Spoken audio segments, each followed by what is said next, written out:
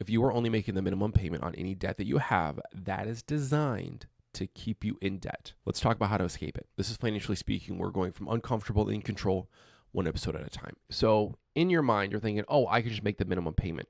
But in reality, it's basically just an interest payment on what you owe, and compound interest is working against you. So I'll just give you a quick rundown of what compound interest is if you don't know what that is. So let's say, for example, we'll just use really, really simple numbers. You owe $10 and your interest payment on that is 10% on that $10. So you would owe $1 in interest. But let's just say for this example, the minimum payment is 50 cents. So you pay 50 cents because you're like, oh, I can do 50 cents. $10 isn't that big of a number. But your interest payment's $1. So on the next month, even though you've paid 50 cents, you've been charged an extra $1 worth of interest. So next month when they attack on more compound interest, so your minimum payment will still be 50 cents. But now when they're running compound interest, instead of it being on $10, it'll be on $10.50. Do you see how you made the minimum payment, but your bill actually went up? And that's because that's how compound interest works.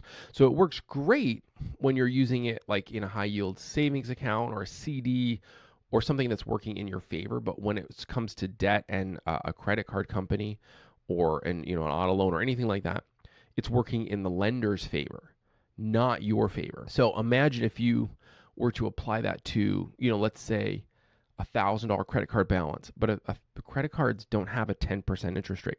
They have like a 22, 23% interest rate. So you can only imagine how that can compound against you while you're just making the minimum payments thinking you're doing great, how that's compounding and compiling and actually getting bigger. So as you get these bigger numbers, it's actually very possible to, oh, my minimum payment's $100, $150 or whatever it is, for your balance to actually continue to grow. And you, by making the minimum payments, like in the example, the balance be growing even though you're making payments and you becoming more and more in debt, even though you're paying on it every single month. So that's why debt is so dangerous, is compound interest, when it's used in that way, works against you. You want compound interest. Compound interest in itself is not bad. It's actually a great thing when you're on the side of having money and having it work in your favor. So when it works in your favor, amazing. When it works against you, it's an absolute nightmare. So then we kind of talked about the debt trap. I think it's important to remember that paying the minimum isn't paying off debt. It's literally paying forever, because you will be paying on it forever. And that we need to have a mindset shift that paying off debt or becoming debt free isn't just possible, it's urgent. Because if you made it this far in the video, you can see it's urgent. You can see how urgent this is. So I'm going to give you a couple of strategies on how to escape the debt trap. So I'm going to give you the setup on how to set this up so you can do this on your own. And then I'm just going to give you some pros and cons versus the debt snowball and the debt avalanche, which are both methods to pay off debt. So the setup looks like you go through and you figure out all of your debts. So you're going to write down who you owe it to, balance, the minimum monthly payment, and then the interest rates that's associated with that debt. And once you've written all that out, like get everything, credit cards, student loans, if you got a Best Buy credit line or whatever, if you borrowed money from your bank, put everything on there. You can go and you can put your mortgage on there. So write down everything that you have. And that in itself has a bunch of power to it, because then you can see, okay, this is exactly what I owe. This is how much debt I have. This is the hole that I have to dig myself out of.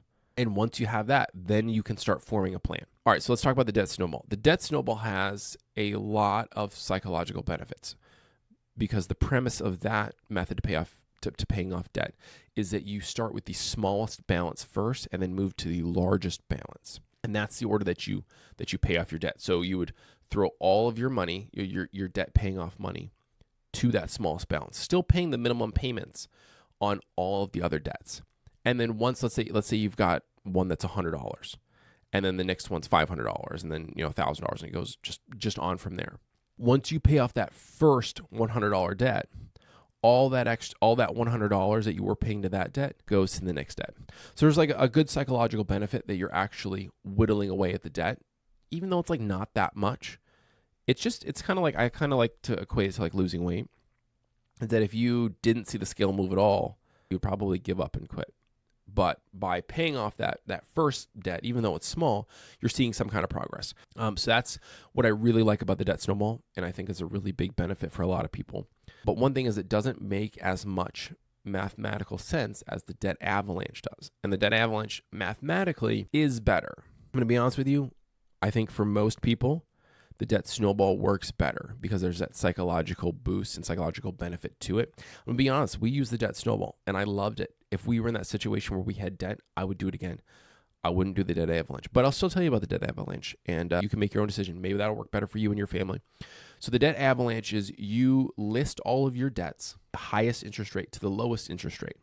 So financially, it makes the most sense because instead of it, you're knocking out the $100 debt that might have, 0% interest, or, the $500 debt that might have 2% interest, and leaving your big credit card bill at $1,000 here, getting the debt snowball for later in the process. The debt avalanche would put the highest interest rate, which would probably be your credit card, first, even though it might be bigger than some of the other ones. Then you're attacking that debt and getting it lower because compound interest is working against you. So mathematically, it makes the most sense because you'll have that high interest rate debt for the least amount of time, but there's no psychological benefit because it might take you longer to pay that off. So now that you've heard about both of these, it's really important to sit and just take some time, just to have a little bit of quiet time and just think about it. Maybe the snowball sounds awesome. The avalanche sounds like it wouldn't be any fun to you. Then do the snowball. Or maybe you're like, hey, I don't need the psychological benefit.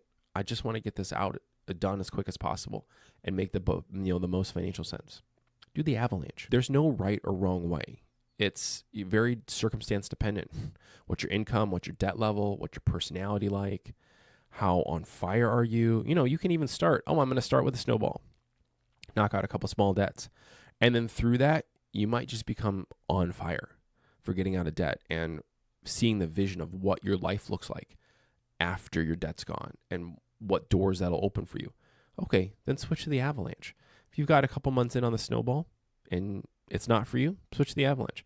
But what's really important is that you do one of them and that you start taking your debt seriously and getting on fire for your life after debt. If you like this episode, make sure you hit the thumbs up.